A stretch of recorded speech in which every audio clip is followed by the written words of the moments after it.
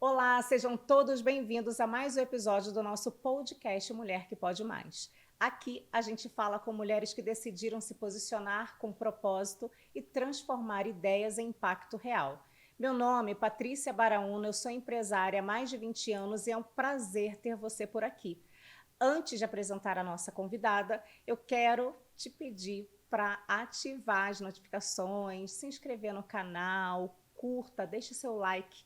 É muito importante para a gente manter o canal ativo. Tem mulheres que não apenas contam histórias, elas constroem memórias, devolvem voz e transformam a forma com que o mundo enxerga o outro. Hoje eu recebo uma mulher que é jornalista, diretora, narradora de histórias reais, criadora da série Glória, co-diretora da série Adriano Imperador. Mas, acima de tudo, uma mulher sensível, profunda e mãe do Antônio. E isso atravessa tudo que ela faz. Ela carrega o dom raro de unir técnica, humanidade e propósito. Dani, é um Ah, prazer ter você aqui, amiga. Bem-vinda. meu Deus, que emocionante. Obrigada por essa abertura tão generosa, Ah, sensível. Meu Deus, que coisa linda. tá vendo como eu te vejo? Tantas pessoas te enxergam. Meu Deus, não tenho nem palavras para agradecer por essa abertura. Obrigada, amiga. Ai, de Obrigada pelo nada. convite. Olha, eu fiquei até com a voz embargada agora, de verdade. Estou emocionada de estar aqui, feliz em te rever depois de um tempão que a gente só se fala pelas redes sociais, Sim, né? Tô aqui muitos de anos. coração aberto para a gente conversar e trocar uma boa ideia hoje. Vamos lá, vamos lá. Dani, podemos dizer que depois que o Antônio chegou, nada mais foi contado do mesmo jeito? Nossa, totalmente. Totalmente. A Mudou. maternidade, ela vira uma chave, né, pra gente. Porque eu fui antes tia, tive duas meninas, Curtia muito, curti sempre curtiu bastante. sempre, você acompanhava, né? Lembro. Tia daquelas participativas de levar para casa, de levar para passear, de dormir em casa, de dar banho, cuidar, fazer comidinhas. Então, foi, eu acho que um estágio muito bom, essa história de tia, mas aí gerar uma criança, né? Cuidar de uma criança, vira uma chave, assim, os hormônios, é uma coisa muito louca a maternidade, né? Porque ao mesmo tempo que é uma explosão de amor, de responsabilidade, vem um medo e culpa, tudo ao mesmo tempo. E nada é mais importante do que o nosso filho. Mesmo sendo uma mulher, esposa, profissional, mas eu não tenho dúvidas de que o Antônio mudou a minha forma de enxergar o ser humano, a minha forma de contar as minhas histórias e a forma de ouvir as pessoas também, sem dúvida. Eu acho que a gente vai ficando mais sensível e é uma força que não cabe Sim, e uma sensibilidade também muito grande, porque é o mundo que a gente gostaria que fosse para ele, né, para os nossos exato. filhos. Então acho que Exatamente. tem isso de, nossa, precisava que tivesse mais pessoas que compreendesse mais o ser humano para compreender meu filho, para ele ter um mundo melhor, mais Sim, acessível em tudo. com toda certeza, sim. O meu filho é um menino privilegiado, né? Estuda em colégio particular, é um menino branco. é, eu tenho essa noção, assim, que ele é um menino que vem de uma realidade muito diferente da minha, que vem de uma origem muito simples, que estudei em colégio público, de uma família, né, de uma origem simples, da família do meu pai branca, da família da minha mãe negras, então eu sou essa mistura, né, me considero uma mulher negra. Então, assim, o meu filho veio num outro contexto de que eu nasci, assim, ainda assim, eu quero protegê-lo o tempo todo. Eu quero, né, tá sempre eu estou sempre cercando e tentando entender as emoções, as amizades que ele faz. Por mais que ele tenha 7 anos de idade, essa é uma grande Sim. preocupação, porque eu acho que essa coisa da primeira infância é muito importante para a construção do caráter, né, do ser humano. Então, eu fico sempre atenta a todos os sinais, as reclamações que vêm. Do A, pri- porquê. a primeira reclamação do Antônio, posso contar aqui, será? Pode, pode, pode. Eu quero. Ele ele estava na pré-escola ainda, tinha o quê? 3 aninhos. E aí chegou uma reclamação do colégio. Olha, o Antônio hoje bateu numa amiguinha, brigou porque ela não quis dividir o brinquedo e aí ele bateu na amiguinha. Eu fiquei arrasada, porque você fala assim, Como eu tô gente, criando ele desse jeito? pelo Por amor de quê? Aonde que eu tô Deus, falhando? exato, e é uma mulher. Então aí eu e o pai dele sentamos um dia e conversamos. Antônio, olha só, você não pode bater em nenhum amiguinho, você tem que dividir brinquedo, não pode desrespeitar em mulher em hipótese alguma. Então a gente reforçou muito isso. Você, mulher, você tem que tratar como uma princesa, sempre com muito respeito. Você tem que pedir. Se ela não quiser te dar, se for mulher, você aceita. Não é fazer ele de bobo, mas ele já tem que crescer Sim, entendendo o papel dele e o papel da mulher. sim. Porque a gente vê coisas horrorosas hoje em dia na televisão, né, amiga? E eu acho que é muito forte mesmo o nosso papel Com dessa certeza, mãe de educação, meninos, a gente tem essa obrigação. obrigação. E aí ele fez uma coisa que saiu até no site do colégio na época. Eu fiz ele colher as flores lá no jardim de casa, aí levou margaridinha e tal, enrolou, fez um buquezinho e Entregou. desenho para amiguinha e entregou. Oh. Saiu até no site do colégio, Ai, que ele legal. entregando o buquezinho, e aí veio o elogio das professoras e tal. Eu fiquei feliz, mas Tá ao pro mesmo mundo. tempo, assim, não ele não fez mais do que a obrigação dele em pedir desculpas. E, hipótese alguma, você não pode fazer mais isso. Aí a mãe da amiguinha devolveu uma caixinha de chocolate para ele. Assim, foi um gesto bonito, Sim, mas eu acho que essa é a das importância, famílias, né? sabe? Das famílias.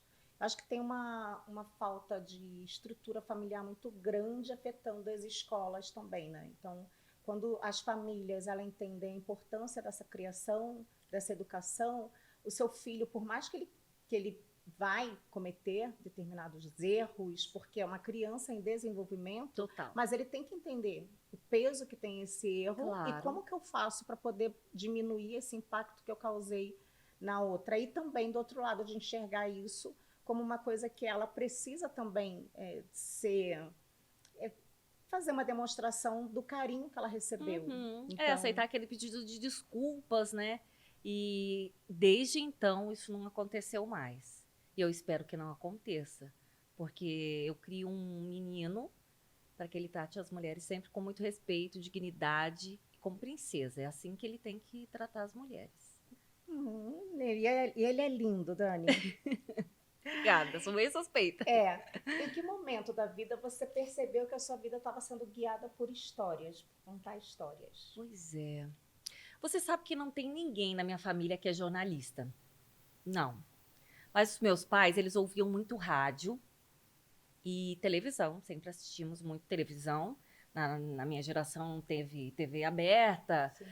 Perdão, na minha geração não tinha TV a cabo. Era sempre TV aberta. Então, né, a gente consumia esses programas. 2, 3 canais, poucos canais Exatamente. Também. Então, fazia muito parte do nosso entretenimento, né? Sim. E da minha formação como criança e tal. Eu acho que vem a partir daí, assim, essa coisa de assistir televisão. E meu pai assistia jornal todos os dias. E era obrigatório na minha casa o silêncio, porque tinha que assistir o jornal Sim. com meu pai. E muitas vezes eu não prestava nem atenção na notícia. Eu ficava prestando atenção como as repórteres se portavam, como elas faziam perguntas. Isso me fascinava. Eu acho que vem daí, assim, sabe? O meu interesse. Porque eu não tenho uma coisa assim, falar, ai, veio de família, eu tenho um tio, uma tia. Não. Eu acho que foi muito desse meu cotidiano, do que eu via dentro da minha casa. E foi a partir disso que eu escolhi fazer jornalismo. Foi até um susto na minha casa quando eu escolhi, porque meu pai é contador, a minha família inteira é contador, minha mãe é dona de casa. E aí, a minha irmã é advogada. Assim, meu pai falou assim, jornalismo, minha filha, tá maluca. Você vai fazer jornalismo, você não tem... isso é, como que meu pai falava? Jornalismo é profissão para filho de rico.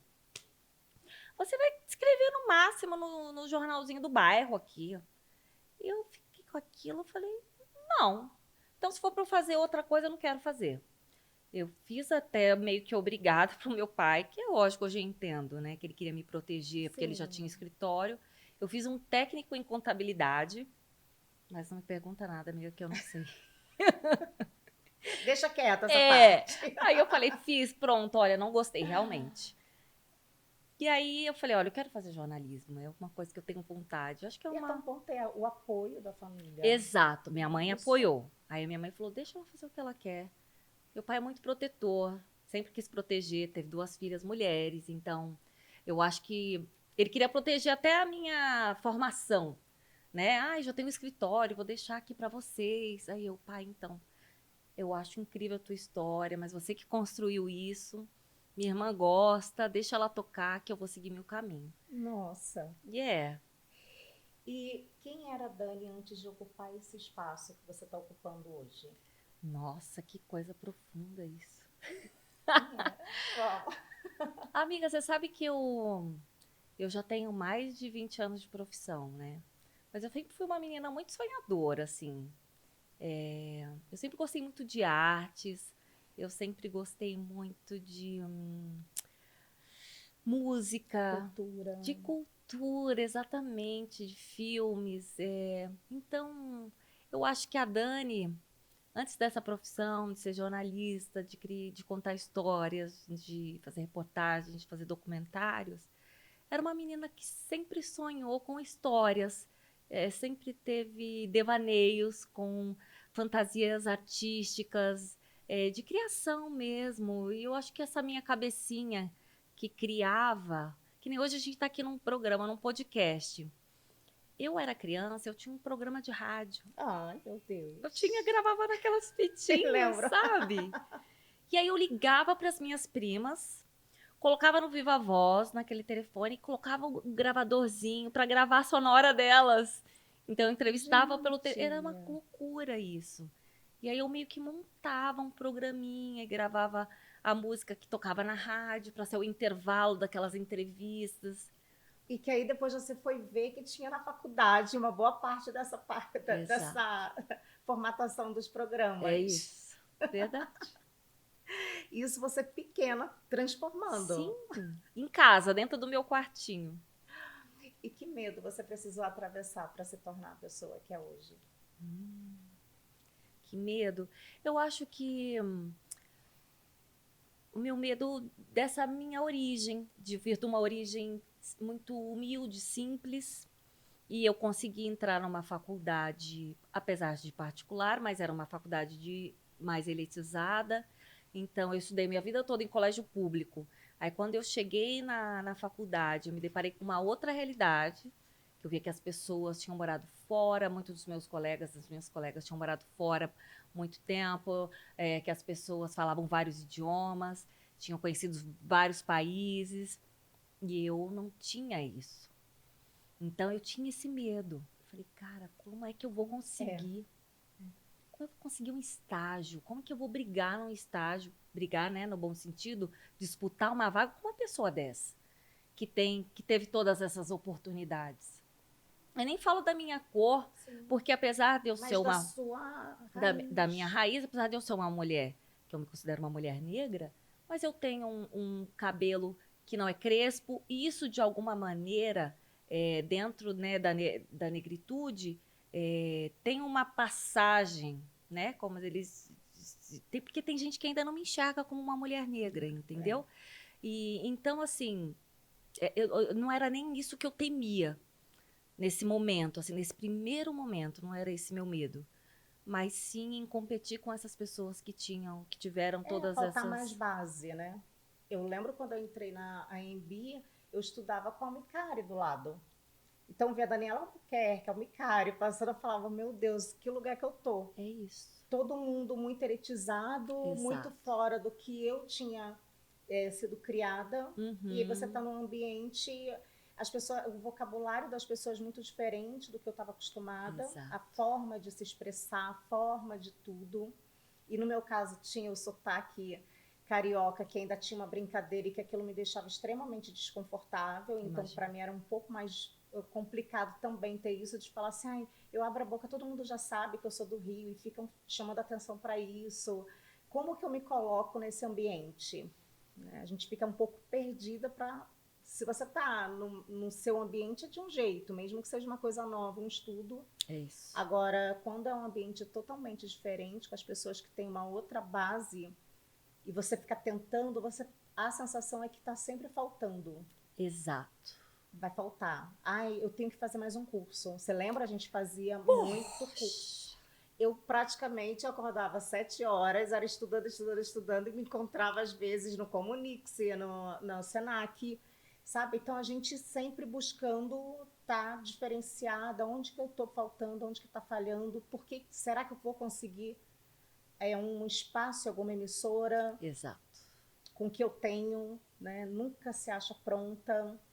Essa parte de ver negro também, né? Ver pessoas de origem mais humilde e negro, raríssimas as Raríssimo. pessoas. Sabe, hoje eu vejo, quando eu vejo a reportagem, um repórter negro, uma repórter com black, do que a gente estudou, que era proibido, a gente tinha que estar com o cabelo, a voz tinha que estar bem posicionada, Exato. sem sotaque, tinha que ser limpo, o cabelo tinha que ser alinhado, não podia ter cabelo comprido, por isso, por Exato. aquilo. Imagina um black. Quando eu vejo, eu falo assim, nossa, que quebra que teve, graças a Deus. Então, como que essas pessoas conseguiram entrar no espaço, ou porque outras pessoas permitiram também, vieram abrindo o caminho, e elas podem trabalhar com o cabelo delas, Ser quem da elas forma são, né, delas. amiga? Se o cara é gay, ninguém tá nem aí. Exato. E antes eu ficava assim, nossa, imagina se esse cara entrasse lá no Senac. O que não ia falar? Não, tá desmunhecando, não tá assim, tá assado.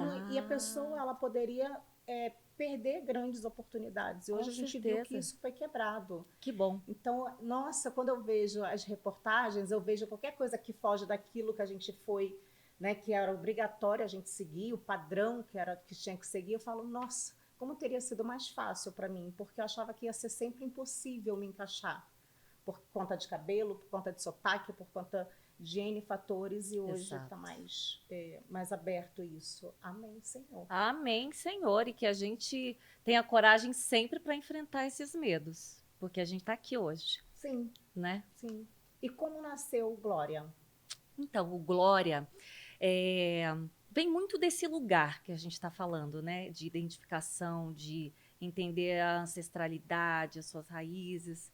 Eu fui convidada para fazer parte de um coletivo, um grupo de jornalistas que começou aqui em São Paulo, fundado por duas jornalistas negras, que é a Cris Guterres e a Letícia Vidica, que é um grupo chamado Herdeiras de Glória Maria. Ah, eu Então, assisti, eu vi algumas coisas, eu vi a parte que você chama também, algumas. sim, exato. E esse grupo começou como um grupo no WhatsApp de mulheres negras ali, jornalistas, trocando informação. Aí a gente começou a marcar jantares, porque por muito tempo éramos únicas nos lugares, né? Então, criou-se ali uma rede de apoio, de afeto e de curtição. Vamos sair, vamos curtir, vamos nos apoiar e nos celebrar. Só que esse grupo foi crescendo. Hoje nós somos em quase 100 jornalistas. E ali são redatoras, diretoras, repórteres, apresentadoras, de todos os veículos, impresso, TV, rádio e internet. E a gente leva o nome de Glória porque a Glória foi Ela abriu, né? a desbravadora. Ela é um grande farol, uma grande luz. E se nós estamos aqui hoje é porque ela existiu antes. Então, essa mulher tem uma importância muito grande. E eu ali, dentro desse grupo, né? E isso foi. A Glória era sempre um nome muito recorrente que nós gostaríamos de trazer para os nossos encontros, porque esse grupo existe antes mesmo dela falecer. Só que ela ficou doente e a gente não deu tempo. Ela soube do nosso grupo, mas não deu tempo dela vir celebrar conosco e saber exato do que era esse grupo, né? O Herdeiras de Glória. Aí o que aconteceu? Veio a doença da Glória, ela partiu. Foi muito rápido. Foi muito rápido, foi muito triste. E eu lembro da cobertura que teve nas emissoras, e principalmente na Globo, que é onde eu trabalho, aquela cobertura o dia inteiro, né? E aí aqueles arquivos todos passando, os depoimentos, muita coisa, mais de 50 anos de trabalho, de história que essa mulher tinha. E aí eu falei assim, gente, isso daqui dá um filme. Essa história dá um documentário, dá uma série com no várias. Final, você ficou descobrindo qual era a idade dela, não? Eu descobri, amiga. Mas eu tenho um pacto com Glória. Tá bom, tá Não bom. conto. Não conto pra ninguém, Alguém tem que saber, amiga. mas não conto. Vai ter que deixar em testamento. Ela não O queria. nome eu vou deixar para não sei quem, deixa lá em testamento. Ela não queria. Não, Porque não. pra ela, tempo era tempo. Então, não dava essa importância. Ela não queria. Então, eu falei, não conto. Meu Deus, eu quis contar a história dela. A gente revirou a vida. Então, Gente, vemos os muita, vocês documentos, os foram lá, né? passaportes. Descobrimos a casa onde ela nasceu. O colegial, né? Até O tudo. colégio, tudo. A gente teve acesso à família, às filhas, o lugar onde ela adotou as filhas, o abrigo lá na Bahia. Eu passei lá 3 dias com as crianças. Então, assim, foi uma experiência incrível. E, assim, esse documentário foi feito por muitas mãos, né? Então, eu dividi direção com o Paulinho Sampaio, que é um cara que trabalhou com Glória há muito tempo, Luiz Costa Júnior, que foi um outro produtor parceiro da Glória, que viajava pelo Globo Repórter com ela por muitos anos, né? A Fátima Batista também, um pessoal que já conhecia a Glória. Eu tive um único encontro com Glória, porque eu sou da Globo de São Paulo e a Sim. Glória é do Rio. Então eu tive um único encontro com ela, consegui contar para ela tudo que ela representava para mim e que eu, né, talvez tenha me tornado jornalista muito porque também havia na televisão, sabe? Sim, sim, eu acho que muitas. Você Eu fala, acho que é muitas. possível. Exato. E ser Glória e fazer o que Glória fazia é muito difícil. É muito. Porque era uma coisa nata. É dela. É. Era dela. Ela não tinha essa coisa de segurar o microfone, olhar, fazer enquadramento, se posicionar para a câmera. Se você for ver as passagens da Glória, a maioria das vezes, ela está segurando o microfone de uma forma super descontraída. Às vezes andando, ela começa a andar e aí ela grava uma passagem, ou ela está num barco, ou ela está saltando num bungee jump. É naturalidade, né? Super.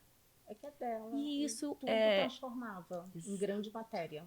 e A isso gente vê aproxima o isso. telespectador. Porque as pessoas conseguem se ver e sentir, as pessoas sentiam o que ela passava, a forma como que ela contava as histórias. Então, cara, Você ficou mais encantada depois que você começou a entrar na história mais dela. muito. Eu sinto hoje em dia, Vi das assim, primas dela. sim, Nossa. conhecemos a família, coisa mais maravilhosa, coisa mais linda. E assim, eu tô um pouco tiete, porque eu sou mesmo. Eu tive que fazer, lógico que a gente faz um trabalho jornalístico, né? A gente tem que, não pode ser chapa branca. A gente ouviu que ela era uma pessoa difícil, teve ali várias histórias, como todo ser Sim. humano, né? Mas ainda assim, eu Mas acho que para a fiquei. história que ela construiu, não tinha como ser uma pessoa boazinha e construir, fazer tudo que ela fez. É isso, A minha gente tem que amiga. ver isso.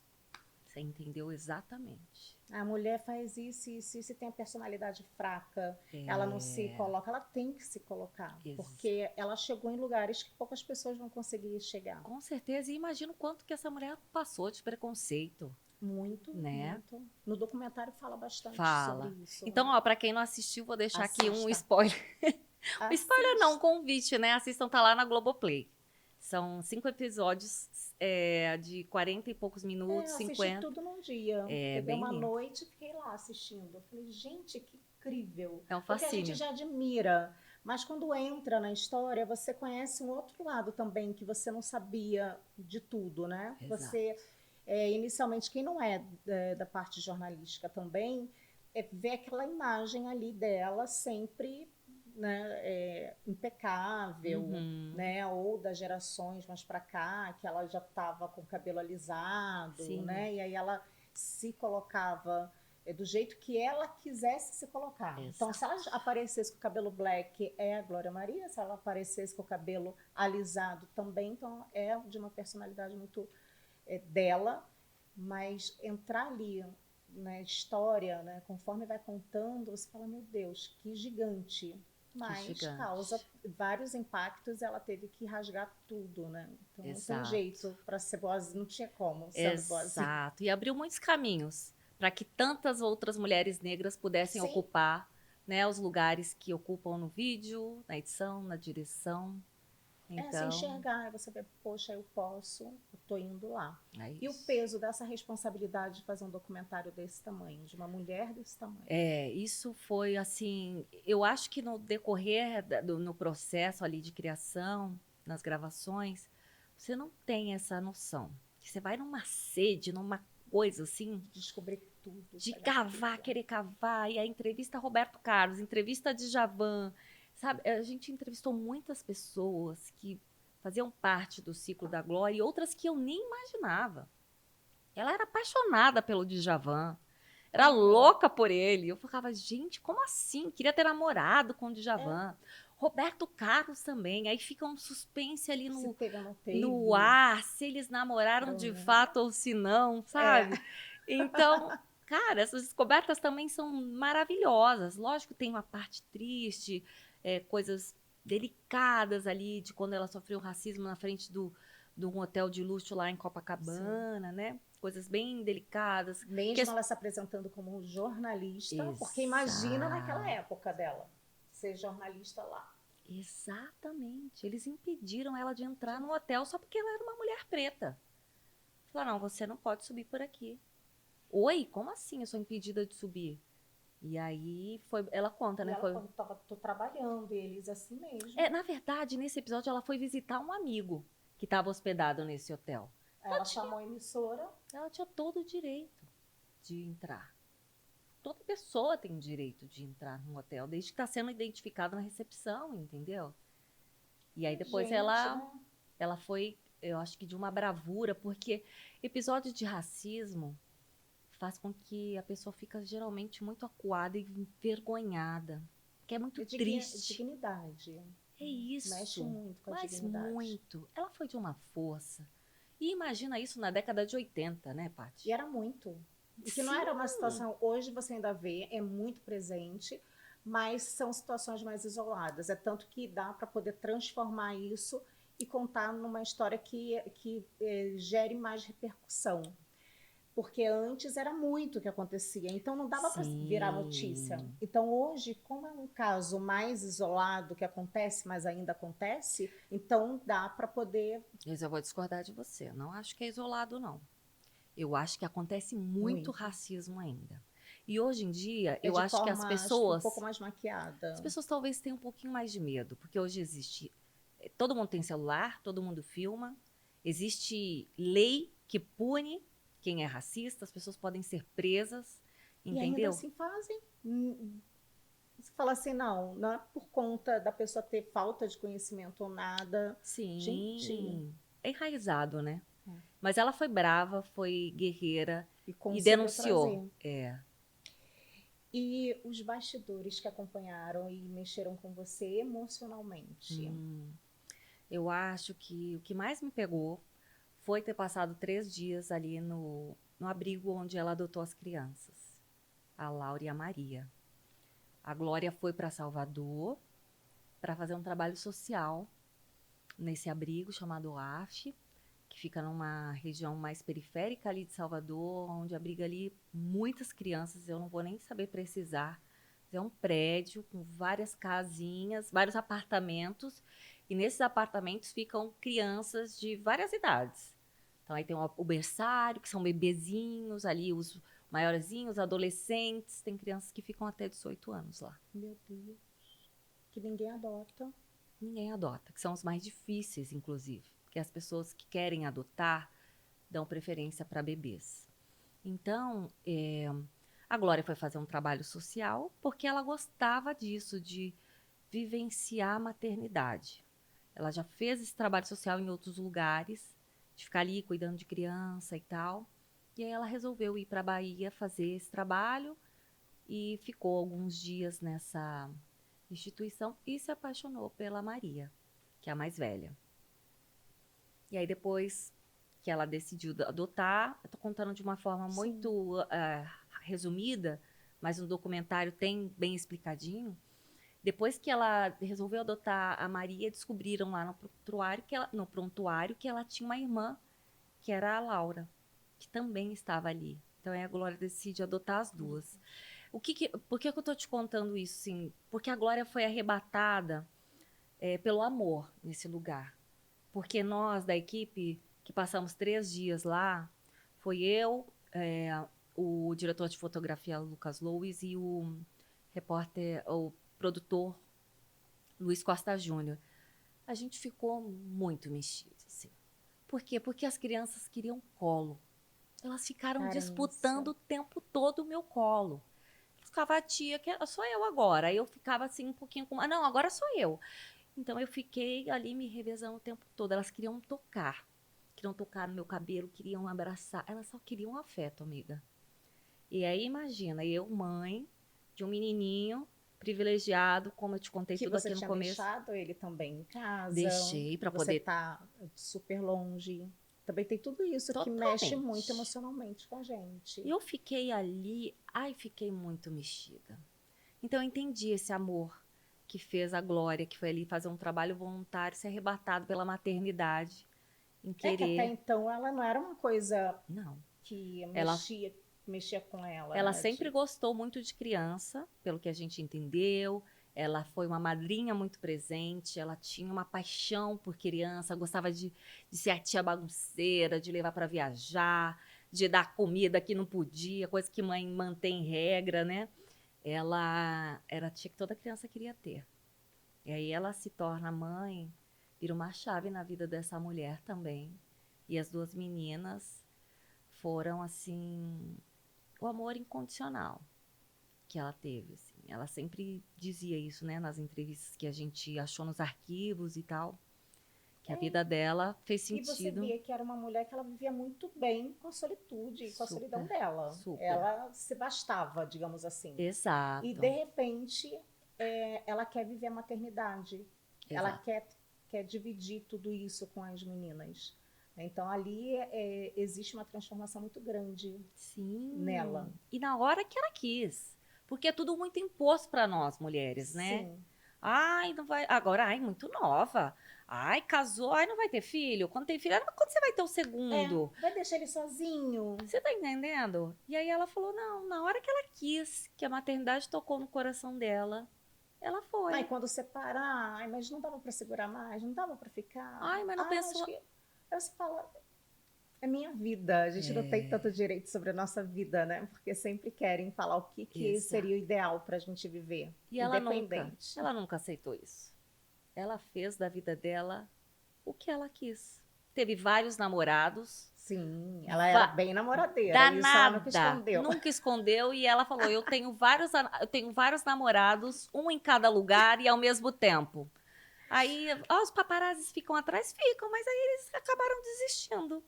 Por Sim, quê? mas eu acho que ela fazia de uma forma que dificilmente pegavam ela com alguém. Sim. Eu não lembro. Discreta. Pelo menos, muito discreta. Sim. Eu só ouvi a entrevista dela falando: nossa, eu namoro muito. Cada lugar eu arrumo um namorado. Exato. Aí eu falava, gente, mas é aquela situação de, como é que é, DDD diferente não é traição. Então ela vai, volta na hora que ela quiser e ela tá livre. Ela sempre foi essa mulher livre. A vida O dela que a gente fala de é relacionamento aberto hoje em dia, né?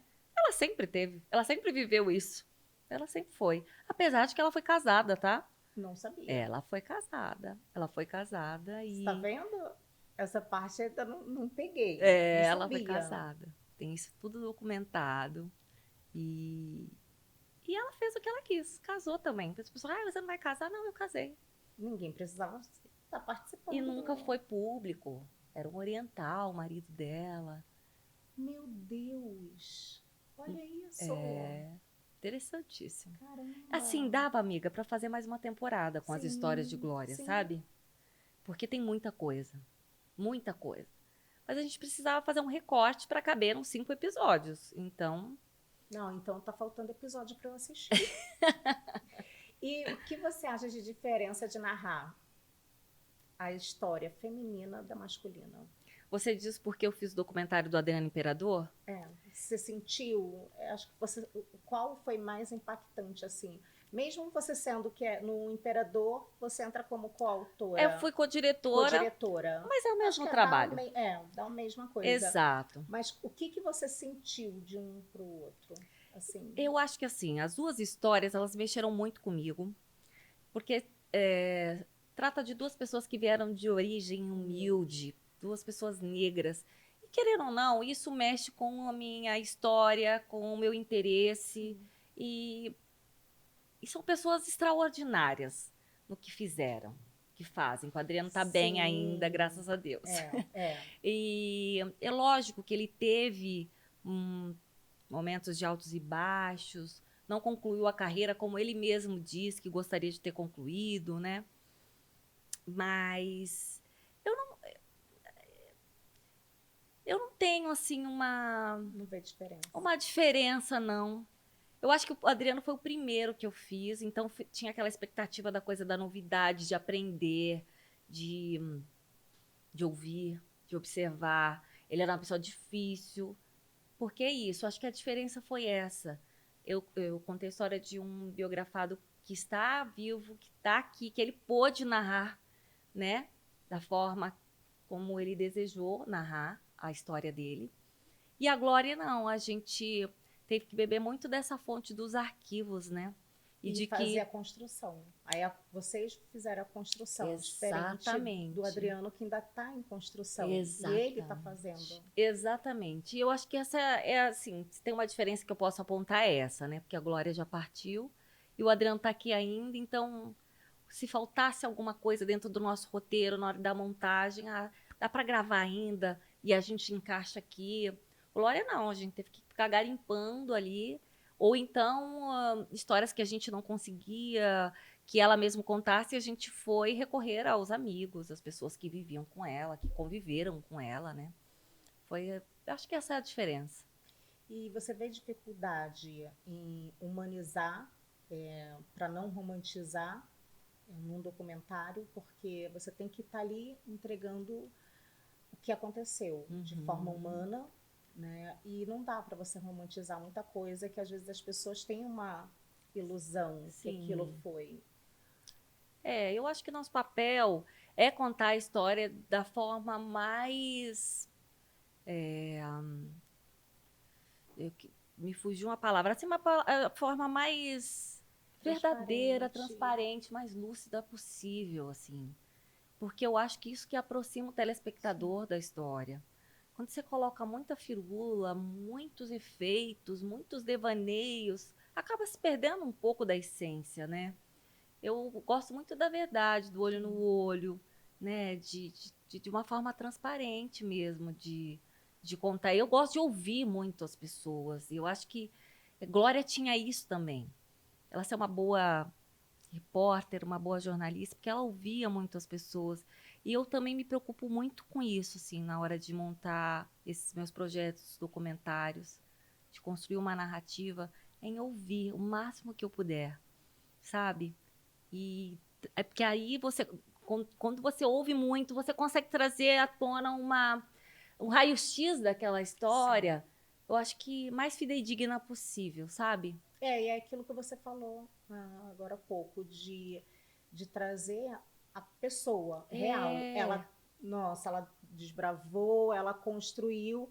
Ela também tinha uma personalidade que para muitas pessoas era uma personalidade difícil, sim, mas para uma pessoa que construiu, que fez tudo o que ela fez, vindo abriu de onde tanto veio, espaço para tanta gente, não tinha como ser diferente. Exato. Então não dá para romantizar, porque é a verdade. E o Adriano é a mesma coisa, porque o Adriano vem, né, lá da Vila Cruzeiro, uma comunidade conhecida por uma violência, mas ele teve um pai, ele teve uma família que foi o grande alicerce desse cara. O pai era um sujeito que promovia futebol ali na comunidade, na quadra, ali no campinho da Vila Cruzeiro, e ele chamava todos os amigos do Adriano, ele treinava esses meninos, e ele não admitia hipótese alguma que ninguém fumasse, que ninguém bebesse e que ninguém fosse mal na escola. Porque se tirasse nota vermelha, querido, hoje você não treina, hoje você não joga. Da próxima vez você me traz seu boletim, se tiver ok, você joga. Então, cara, olha que construção, que importância que teve o Mirinho para essa comunidade. Para o Adriano e para a vida deles. Então, assim, esse cara incentivou o Adriano. Ocupava o espaço, ensinando coisas que poderia virar uma profissão, como virou na, e no na lugar vida do Adriano, que era, no né, lugar amiga? Que era muito difícil. Muito difícil, sem acesso. Até hoje. Exato. Então, Mirinho foi o grande incentivador do Adriano. O Adriano chegou até onde chegou por conta do pai. Só que quando esse pai falece, a história muda. Então, eu consigo entender com esse olhar. Eu acho que quem assistiu a série, né, consegue ter essa ideia. Quem não assistiu ainda tá no HBO. Desculpa, eu tô fazendo muita propaganda do meu trabalho. Não, é para assistir. Mas é porque são histórias que valem muito a pena, Sim, sabe? sim. De você entender e ver porque as pessoas veem muitas polêmicas do Adriano, Sim, né? muitas. Porque o Adriano bebeu, porque o Adriano bateu o carro, porque o Adriano isso, porque o Adriano aquilo. Ele já falou que ele teve problema com alcoolismo. Sim. Ele já falou Mas que ele teve parece ter entrado em depressão. depressão muito profunda. Com certeza, com certeza. Tem uma dificuldade para E ali é tratar. onde ele, na raiz, onde ele sempre busca, né? É onde ele mata a sede dele, Sim. independente de grau financeiro, é onde ele se encontra. Exato, porque Isso ali ele nunca precisou disso, assim, ele é o Adriano, é o que ele fala. Eu sou o Adriano. Aqui as pessoas não querem saber quantos mil euros eu ganho. Eu sou o Adriano, o menino que jogava bola aqui no campinho. Eu acho que ele construiu uma história que dá para ele viver muito bem, obrigado, do jeito que ele está, Sim. sem estar passando pela pressão que ele passava, porque era muita pressão em cima dele. Total. Né? A gente via qualquer coisa que saísse um pouquinho já era em cima dele com uma força. Né? Hoje a gente vê coisas tão graves que alguns jogadores cometeram e que não ficavam tão em cima como ficavam do Adriano. Exatamente. Você pegou um ponto Isso muito mexe importante. Psicologicamente. Imagina você ser notícia todos os dias, você tendo um problema ali psicológico, uma perda de um pai, vindo de uma família super pobre, que você salvou aquela família toda, mudou a história daquela família, você carrega a responsabilidade de manter aquela família bem, com casa e tal. E ele é um ser humano, tem suas fraquezas, né? Haja psicológico. Não dá. Exato. Aonde você mais se desafiou como diretora?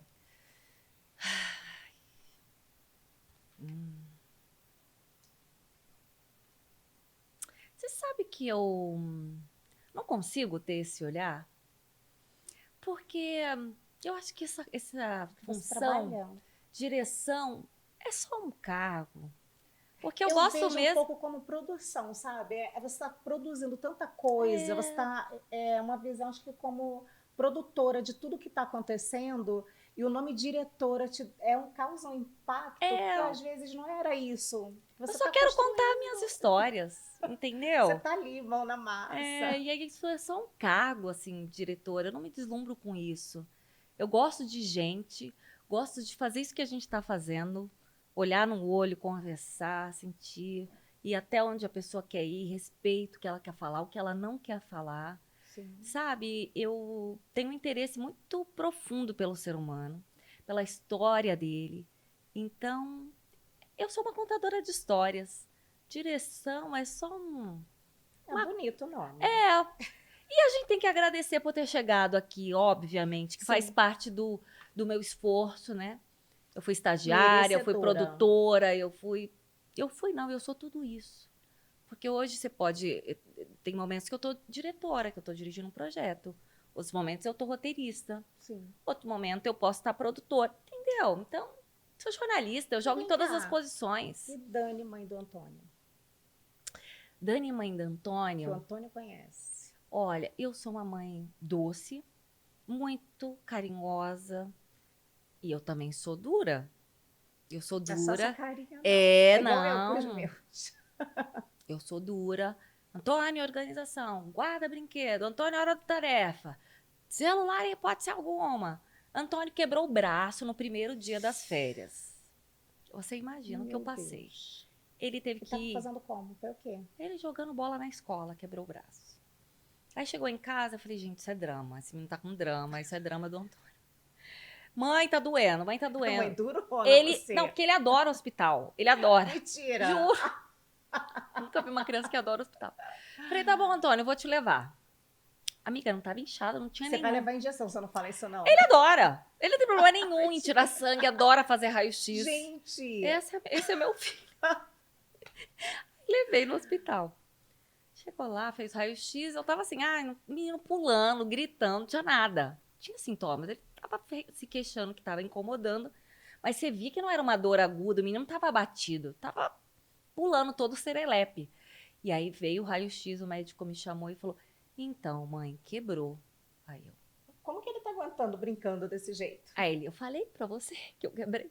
Aí quebrou o braço, teve que engessar o braço, tá? Amiga, ele quebrou 3 vezes o gesso. Por quê? Porque mesmo com o braço engessado, Ele fazia. ele não parava, ele corria, aí caiu, quebrou o gesso. Aí eu volto pro hospital para trocar. Passei uma vergonha, porque a lesão tinha aumentado. Por O conta médico falou, da Antônio, pedra. olha só, se você quebrar de novo o gesso, vai ser um problema. Ele quebrou 3 vezes. 3 vezes, amiga. Aí eu ia em outros hospitais para não passar aquela mesma vergonha, entendeu? Porque senão vai parecer que eu sou uma mãe Porque não tá nem completamente. aí, não olha. Exato. Eu falei, gente, só se eu colocar ele numa corrente. Como você é uma criança de 7 anos em férias no verão? Mas deu tudo certo, ele já tá recuperado. Mas eu sou essa mãe, assim, que deixo até a página 2. Eu sou o contrário. A criança caiu, qualquer coisa, eu já achava que tinha quebrado alguma coisa, tenho que carregar para o hospital. Tudo, eu sou desesperada, eu sou uma mãe extremamente desesperada. Eu sou um pouquinho Tudo é também. hospital. Aí a Sim. minha filha outro dia, eu tô fazendo. Aí vem ela, mas a minha filha é escandalosa, muito escandalosa. O Gabriel já é um pouco mais. Ele uma vez ele deu um jeito nas 2 mãos. Eu falei, como que você conseguiu fazer isso? Meninos conseguem. As 2 mãos. Aí eu peguei agora com a minha filha, e ela foi lá, cortou. Menina, eu não conseguia olhar. Eu falei, enrolei a toalha, não olhava para o machucado dela, vi o sangue sair. Eu falei assim: não, vamos pro hospital agora. Aí ela, não, papai vai colocar o curativo. Hospital, eu não quero saber de curativo. Tem sangue aí. Carreguei ela pro hospital, teve que levar 5 pontos. Ah, tadinha, tá vendo? Mas eu não via, eu só vi depois que tirou o curativo, que estava com os pontinhos ali já Sim. secando, porque eu não conseguia olhar. Para mim é como se tivesse decepado toda a mão dela, sabe? Eu sou muito desesperada, não sirvo. Eu, quando tem sangue, eu fico também. Porque ele já tomou ponto aqui, aqui. Ele Olha coleciona. isso! Ele tem só 7 anos, No amiga. rosto. Ele é danado. Mas assim, do braço, eu falei, cara, e a segunda vez que ele quebra o braço? A primeira vez ele tinha 3 anos. Com 3 anos. Ele é levado. Ele tem O muita Gabriel energia. caiu num shopping no Rio. Ele estava no parque e eu fui olhando e parecia em câmera lenta. Ele subiu no brinquedo. Eu falei, meu Deus, ele não vai sair dali, ele não vai saltar dali. Porque era do outro lado para poder pular. E ele foi naqueles que inflável. Aí chegou lá, ele queria pular pelo lado que não era para pular. E eu parado olhando. Quando ele começou a voar, eu saí correndo, falando, Mauro, carrega esse garoto, vamos levar para o hospital. Ele fez aquele buf. Nossa! A gente tinha dado um jeito, não tinha quebrado. Ele deu, tipo, só uma luxação, algo assim. Mas que acabou também com as férias. A gente foi isso. pro Rio para as férias, acabou com as minhas férias. Eu só pensava nele caindo em É câmera isso. lenta ali. Antônio foi para Florianópolis com o braço engessado. As Enfiou uma férias, sacola no braço para entrar no mar. Imagina. Aí, Faz parte, né, da infância. alguma decisão profissional você já tomou pensando nele? Ah, todas. Todas. Porque é isso, né? O Glória me exigiu estar mais no Rio. Eu sou de São Paulo. E eu fiquei assim, caramba. A história dela é lá. Ela nasceu lá. Mas ao mesmo tempo, assim, eu também mergulhei mais nessa onda dos documentários quando ele cresceu um pouquinho mais. Porque no começo eu fiquei muito ali, né, sendo roteirista do Conversa com Bial, que eu fiquei 7 anos. Muito bom. Porque era um lugar que era mais confortável também para mim. Eu amava fazer o que eu fiz ali, adorava contar as histórias da forma que eu contei. E trabalhar com o Pedro também foi um grande privilégio, um aprendizado, né? Aliás, tenho muita sorte, porque eu trabalhei com Caco Barcelos. Eu entrei na Globo pelo Caco.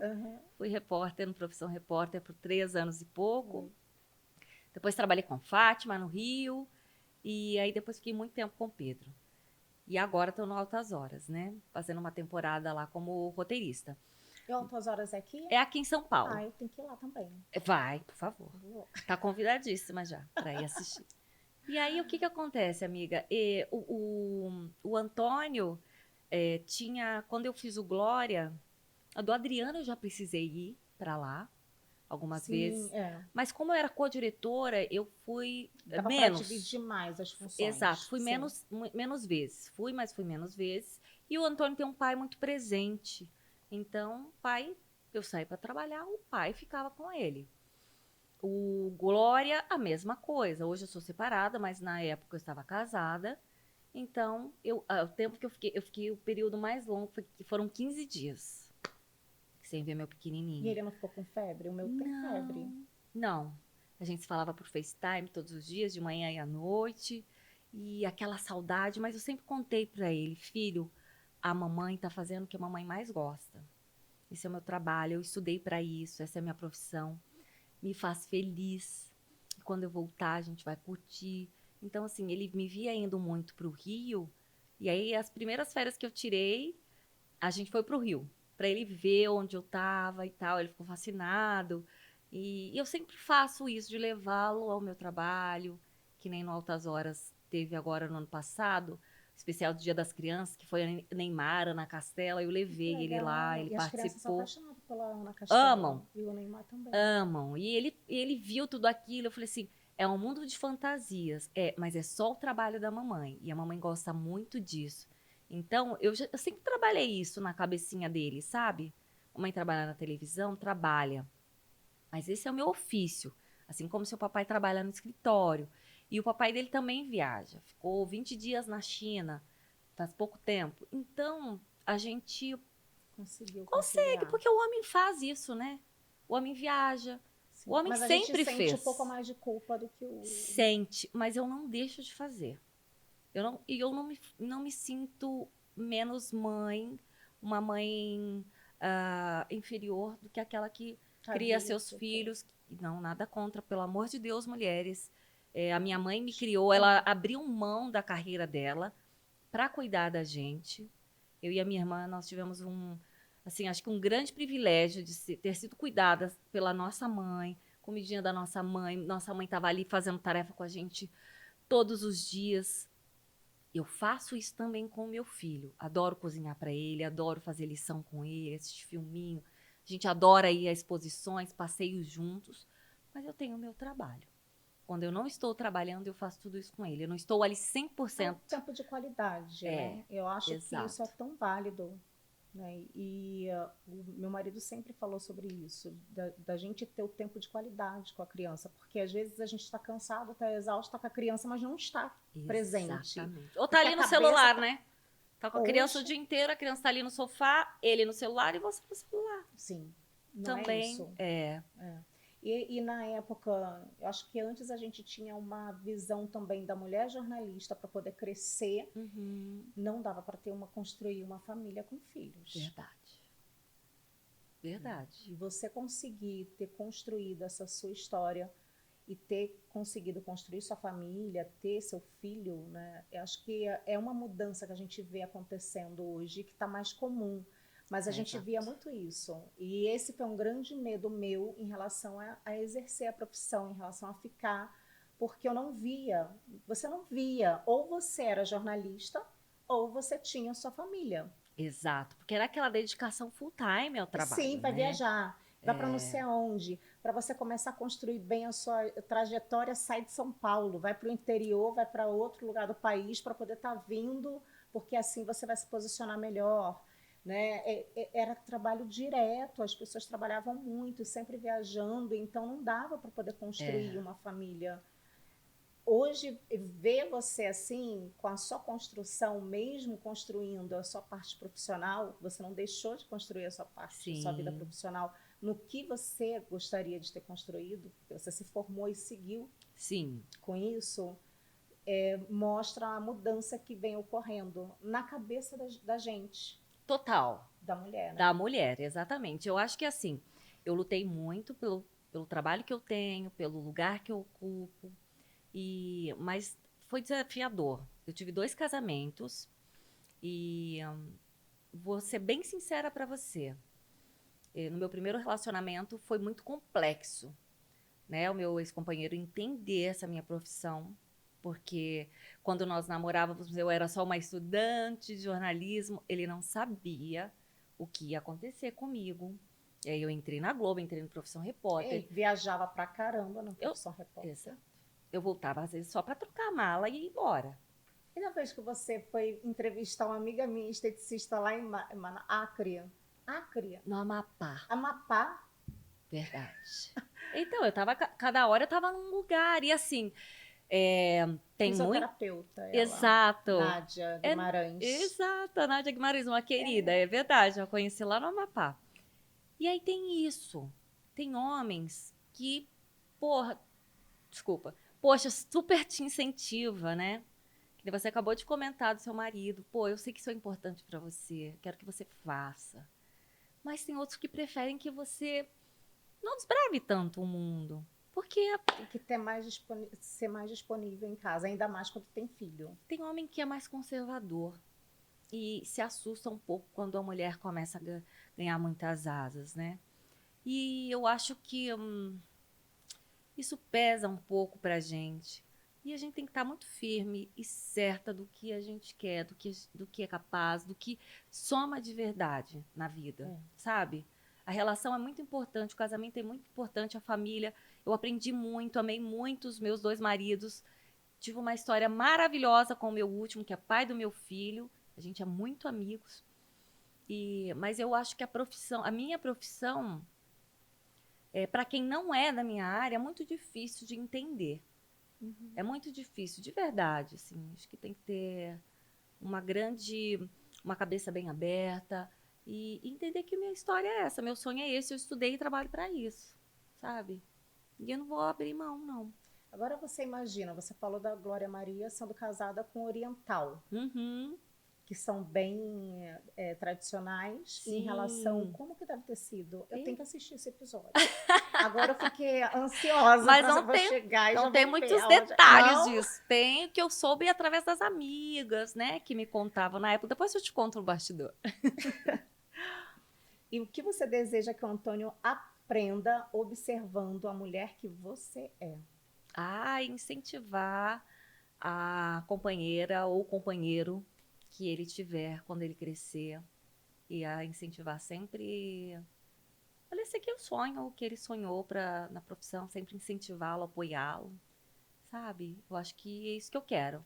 Vale a pena. Deixa ela viver o que ela precisa Exato, viver. deixa ela ser feliz no que ela escolheu para trabalhar. Trabalho é importante demais. Nossa, faz muita Quando a gente diferença. ama o que faz, né? E quando você está com alguém que apoia os seus sonhos, fica tão mais fácil, fica tão melhor. Super, porque você não se cerca de culpa, né? Porque eu sei que homens também sofrem.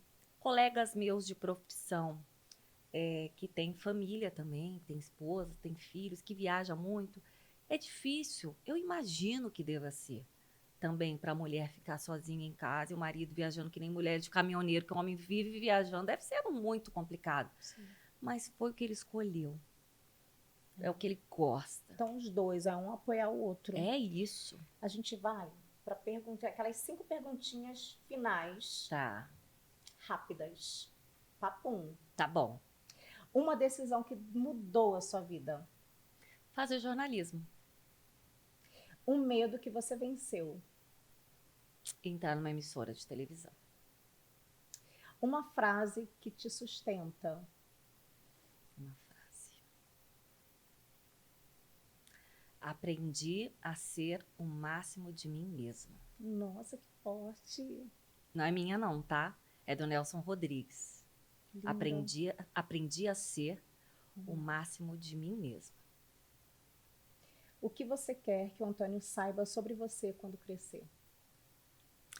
Que eu fui uma mulher que tentei de tudo para que ele fosse feliz, para que ele respeitasse as pessoas e para que ele fosse honesto. Uma mensagem final para o nosso canal. Eu acredito que o sonho não tem tamanho. Eu acho que você não pode desistir nunca do seu sonho. Eu sou movida a sonhos, a histórias, a pessoas. E eu aprendo diariamente com cada pessoa que eu conheço, com cada história que eu conto, com cada pessoa que eu entrevisto. E isso me molda. Te constrói, né? Me Dia a constrói, dia. exatamente. Então, não deixem de sonhar e acreditem sempre nos seus sonhos. Ai, maravilhosa. Você. Gente, que satisfação ter você aqui. Muito obrigada, amiga. Faz muita diferença na minha vida, a sua amizade. Graças a Deus que Deus me presenteou você. Linda. Do jornalismo para a vida. Está aqui a gente, tantos anos depois. Gente, foi com uma grande satisfação que eu fiz esse episódio. Quer assistir mais coisas que a gente transborde por aqui? Então, ative as notificações, se inscreva no canal, compartilhe esse episódio, porque mais mulheres precisam entenderem o propósito delas na Terra. Assim como a gente tem o nosso propósito e a gente faz de tudo para fazer com que ele se sustente. Não é fácil, mas a gente consegue porque somos mulheres que podemos mais. E até o próximo episódio.